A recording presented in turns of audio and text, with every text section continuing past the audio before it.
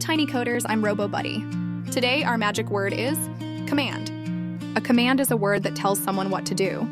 It means tell what to do. When I say clap, that is a command. When I say jump, that is a command. We hear commands all around us. At home, someone might say, clean up your toys. If you have pets, you might hear commands like feed the fish, or walk the dog, or brush the cat. Those are all commands too. At school, your teacher might say, line up quietly, but commands must be clear. What if I say, do something? Is that a clear command? Not really. But when I say, clap your hands, that is clear. Clear commands are very important for robots like me. Oh no, I can't move. I only move when I hear clear commands. Please help me say, move forward. It worked. Now say, wave hello, yay. Your commands worked. Now it's time for a fun command quiz. Which one is the clear command? Is it go over there? Or touch your nose? It's touch your nose. Next one, is it play? Or spin around?